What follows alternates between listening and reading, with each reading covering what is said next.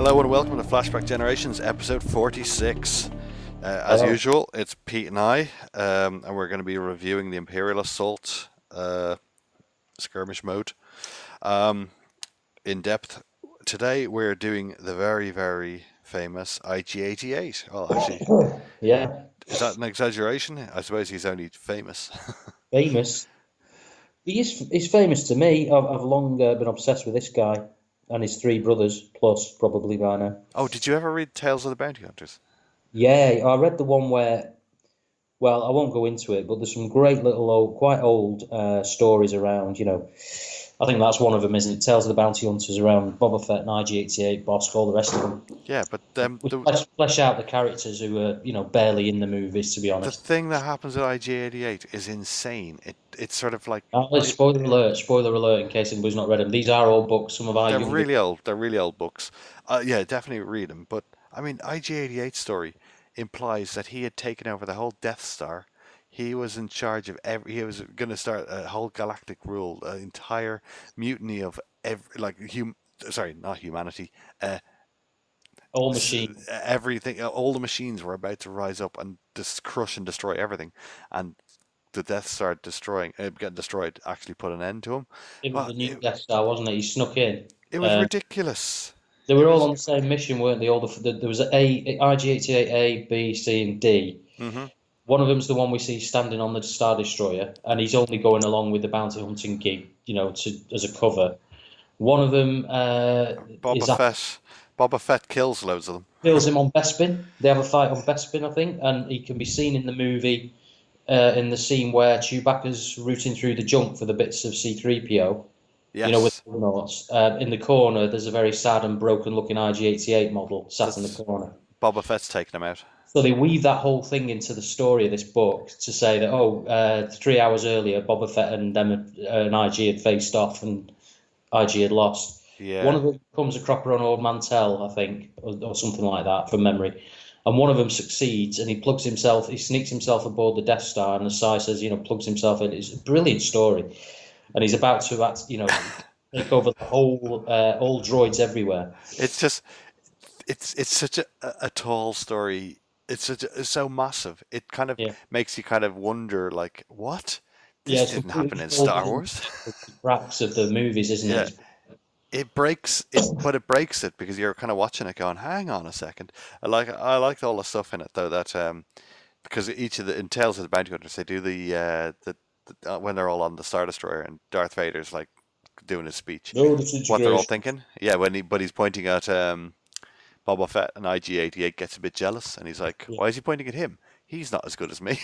yeah, I quite like that, yeah. Where, And Dengar, there's a bit of Dengar, isn't there, in all his marital problems and all that. yeah, but they make Dengar to be lame, so whatever. Yeah, Dengar is lame, isn't he? He looks lame, and he's always depicted as being lame.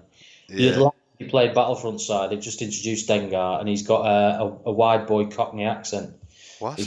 He runs around the map going, "Oh, I'm gonna rip you up. What is it? I'm gonna bite your ear off." It's watching too amazing. much, watching too much Lord of the Rings.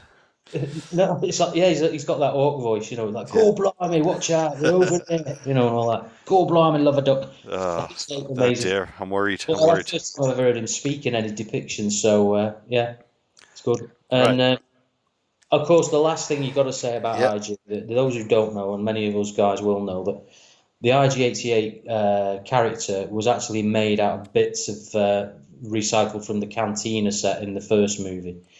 So when Luke and Obi-Wan are in the cantina on Mos Eisley, you can clearly see what a coffee machine at the back of the bar that is probably IG88's mother. It was basically his head dispensing coffee, which is always makes me smile when I see it now. I didn't know that, but Yeah, next time look I watch him, at the cantina scene and watch out for the coffee machine. It's brilliant. cool. Let's get into the episode, Pete. Do you want to Yeah, run through the stats? yeah. Okay, so IG88 is mercenaries, as they're called in Imperial Assault, scum and villainy to some of us. He's unique, obviously, although there are at least four of him out there Uh, somewhere. he's one of the easiest cards that they can decide. You know what? Here's IG88B. He's Yeah, unique. IG88C. He's unique. you could bring out another three or four of these guys easy. Yeah. The droid. which is a rare enough keyword. You know, there's not tons of them around apart from C3PO and R2D2. He's a hunter, as all the bounty hunter gang is, I think. Droid hunter, yeah, there's not many of them. Oh, well, apart from the hunter droids, Well, assassin yeah, droids. like the baby IG88s allegedly, but they're rubbish, bit rubbish. Um, and okay, so he's 12 points, and you get 10 health. Hmm. So okay, you know, fair trade-off. He's speed 5, which is amazing, but not as amazing as you That's think, that's as we'll good, get yeah. to, because IG88 doesn't like spending lots of his time jogging around the place at speed, True. but it's very handy to have speed 5. It's always awesome. Yeah. He's got one black die for defense. Yeah, he's better than that, but like, keep it going. Yeah, and he's got attack is shooting attack, 2 question marks, which we'll get to. I might as well cover that now. He's got a special rule arsenal. Your attack pool consists of any combination of 2 attack dice. Now, this is both one of his strengths and one of his downfalls, which basically, if you're a new player, lots of new players get giddy and add a red dice and maybe even 2 red dice when they're 3 squares away and completely miss. You know, I've Yeah. seen it a lot of times. I've done it myself when I first started using him. You got to, you know, don't get giddy on the red dice. You got to make the accuracy as well. Um, his surge abilities are +1 block all the time. So as I said, he is better than just He's one better block. than just a black. Yeah, I mean, he's durable. To help with those red dice embarrassment moments, he's got +2 accuracy. So Hmm. that helps, but it doesn't always save you if you're daft with the dice. He's got this. The best thing I think is he's got surge recover 3 Recover damage. 3. I don't think anything else has recover 3. You see, recover 2. Luke, was it? Are they 2? The Skywalkers. 2, Luke and Leia are 2, and I This don't. guy's self-repairing all the time, and he's got surge +2 damage, which is, you know, kind of a bog standard strong character surge ability, isn't it? Quite a few of them have that. Yeah. The higher Character. Yeah, yeah, characters. yeah. So this guy belongs up in the top ranks of the characters, I guess. So we've talked about Arsenal, which is his 2 mystery dice. Hmm. He's got Relentless. When you declare an attack targeting a figure within 3 spaces, that figure suffers 1 strain. I always forget about that rule. Yeah, it's okay. It's better. It's, you know, not bad for nothing.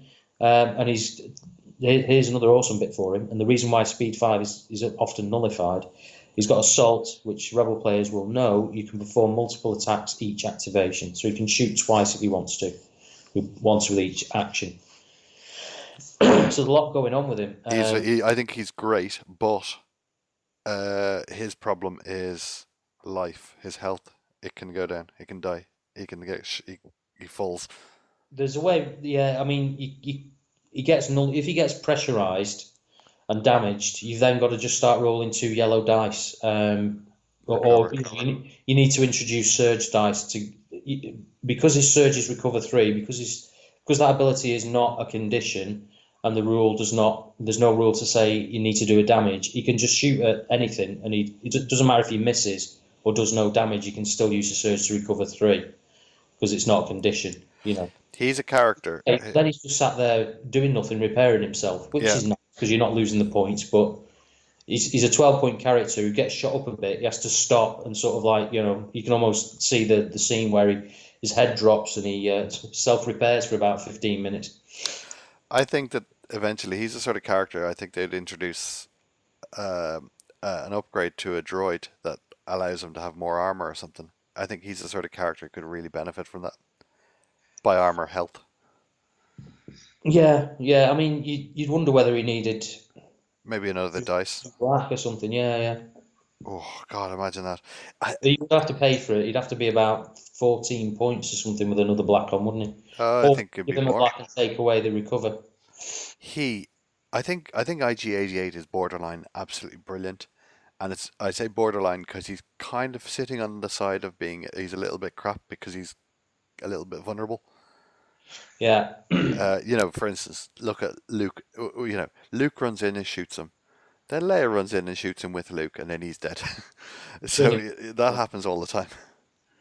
Yeah, he's got to survive to recover himself, hasn't he? And he doesn't always do that if he's a big. I mean, to be fair, if you're facing Luke and Leia, you know, you're facing a pretty tough list as it stands at the moment anyway. So there's that. But even surrounded by chumpy troopers, he can go down pretty rapidly.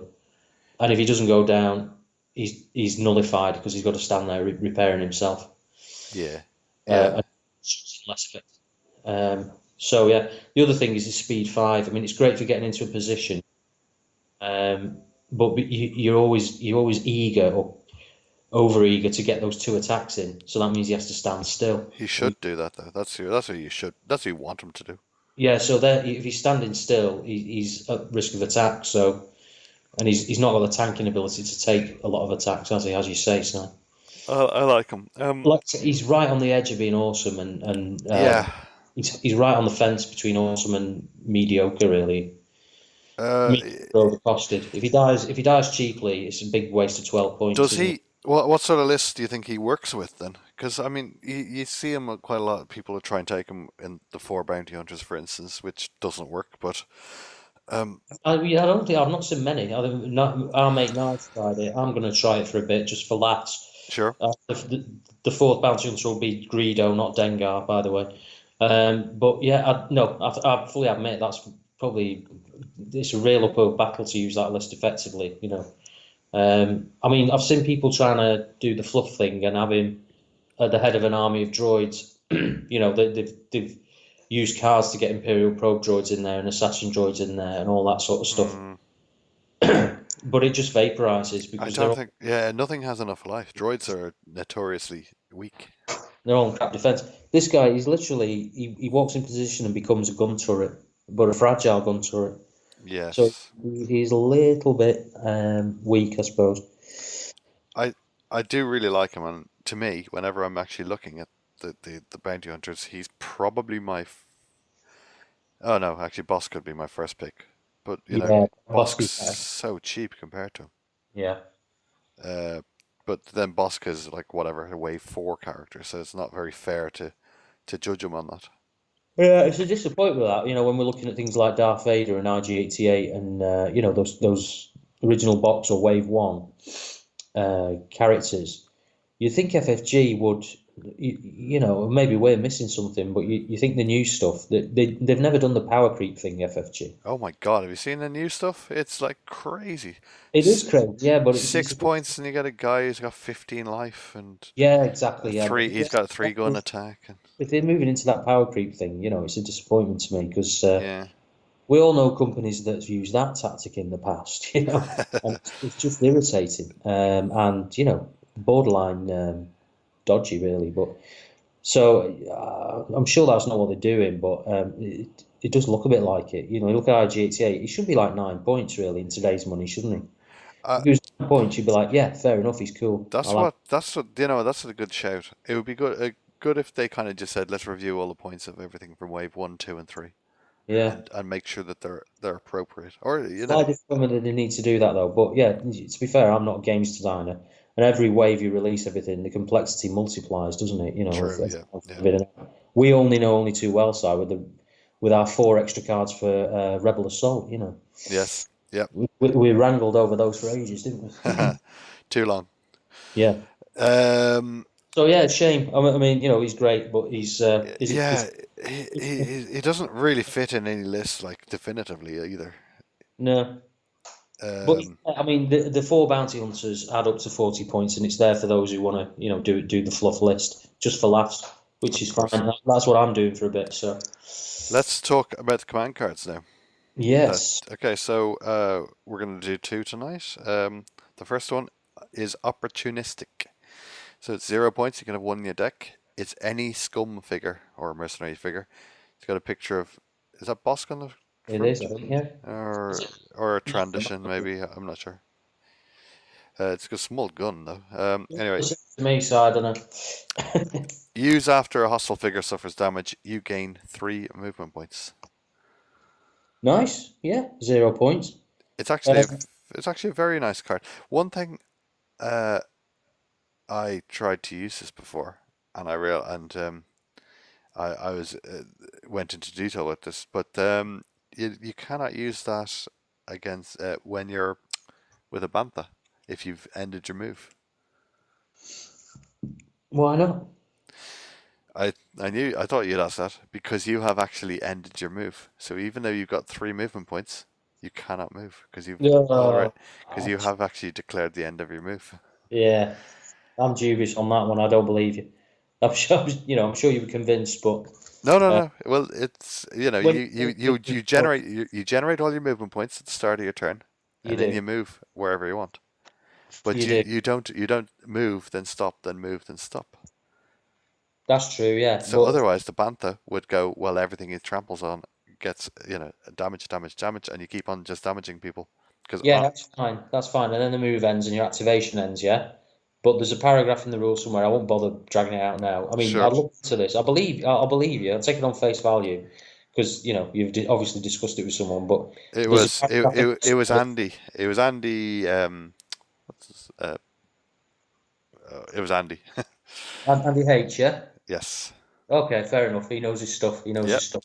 But there's a paragraph in there somewhere that says something like, if a figure gains movement points from any card or other effects outside its activation, it must spend them immediately. So I don't know how that interacts with what you said and what Andy's saying, but I'll have a look at that one day if I can be bothered. But So the thing yeah, is that you've declared the end of to be his fair, move to do that. Si, Yep. if it penalises Bamford players, I'm going to keep my mouth shut. Anyway, no, that's one thing. I actually think, but generally, it's a really good card. Yeah, yeah. When you've got someone on the fence, Bosk or whatever, and you just want to go in, shoot them, do whatever. Like Bosk's a great example actually because he can actually have his normal shot, then use his scatter gun, and then move. He can, yeah, and it doesn't have to. It's just when any hostile figure suffers a damage, it doesn't even have to be in your own activation, does it? Use after hustle, you gain 3 movement points. It would have to be your No, activation. you can just use it. When you play a card, if it needs to be you, if it's a you card, you play it on somebody. You say, I'm playing this on IG88 because your stormtrooper just got shot by Bosk. You know, I'm pretty sure that's how it works. Why? Okay. You can gain movement points outside your activation through cards or other effects. But Bosk can't move because he's not activated. What do you mean? Nobody needs to be activated to get the benefit of this card. All that needs to happen is a hostile figure needs to take damage. Is that right? Yeah, but if you've got zero, when you actually accrue your movement points, like throughout your turn, Yeah. because you're activating that character, you can't just give it to someone who isn't activated because they're not entitled to any movement points. Well, that would stop Imperial officers working. We'll Because look into it, Si. We'll look that's into it. interesting. Yeah, okay. So Imperial officers, do they give someone Yeah. 2 movement points? I can't be bothered getting out of my seat to pull the rules out, and I'm sure the listeners are bored already. Yeah. So So we're that, confused on this one. Let's summarise it that way. but well, that card's even great. Well, put it that way. This card's even got better if that's the case. Thinking about it. Yeah, I'd have to dig the rules out. There's specifics for cards that specify you. Hang And on a second. Then that makes the Bantha even better because then you don't like, oh, whatever. I've shot someone with my Bosk, but I'll move my Bantha. Oh, look, you've taken damage. all right, edit this bit out, so you're helping Bantha players now. I Oh don't no. think it's a turn now. Well, Andy Hornby can tell us what's going on. All Yeah, right. okay. Yeah, yeah. We'll start a war, eh? Yeah, yeah. Okay, opportunistic. We'll put a question mark on that. But you know Yeah. what? If I like it. I think the way I think it works, and I'll have to go away and study it now, but I think it's a good card. it's a very good card. I agree. You have to go and bring the Bantha into it, which, makes it suddenly a very serious and grave matter. It's a massive point though, isn't it? All right. Listen, you read out the last card. And when the Rancor comes out, God help us. Sorry, what's the last card side? Is it Blaze of Glory? That's affirmative. Blaze of Glory. So this is RGG wallowing and celebrating the failiness of his existence and going down in a blaze of glory. I love the fluff of this card. So it's 2 points, and you can have one in your deck, and this is IG88's very own unique card. Use after an activation resolves to ready your deployment card. At the end of this round, you suffer 3 damage. So anybody finishes their activation, a friend or enemy, anybody. You've used IG88, you can ready his card and have another go with him. But the downside is, at the end of the round, not at the end of the activation, You at the suffer end of the three whole round, damage. You suffer 3 damage. So hang on, let's go through this then a little bit. Son of Skywalker, you don't suffer damage, and it does the same thing. Yes. And That's three but points. Son of Skywalker 3 points. This is 2 points. Uh, Chewbacca's card is 2 points, Yeah. but it requires someone to get killed, and then Yeah. Chewbacca gets a focus. And I kind of like the. I don't know. So this is looking at the best of both worlds. I think it's a little heavy with the 3 damage. The 3 damage on IG is so heavy because he's got health 10. Yeah, he has, but he's got recover 3. I think whoever designed this card was that's what the thinking was. Of It's course, like they're giving you the option of having one last whole activation with IG and then killing him off. Sacrificing him to get that activation, which could win you the game in the right, very uh, sort of specific circumstance. But they're uh, saying if it's if it's early on and you want to take off a couple of troopers with your double attack for laughs, then you've got plenty of opportunity later to recover that 3 damage. In future rounds. don't get me wrong. I think it's an awesome card. I love cards that like reactivate people, but it's just such a heavy thing. And in my experience, every time you bring this out and you try and kill people with it, it doesn't do it, and you end up dying because you've got no life left. So this is usually the killer, Yeah, yeah, as you, as it's rightfully called, Blaze of Glory. I love it. If you're taking IG88, you're taking this card. yeah, definitely. Because it's a throwaway laugh, for laughs card in some situations. In other situations, it really will pip that last hero or whatever.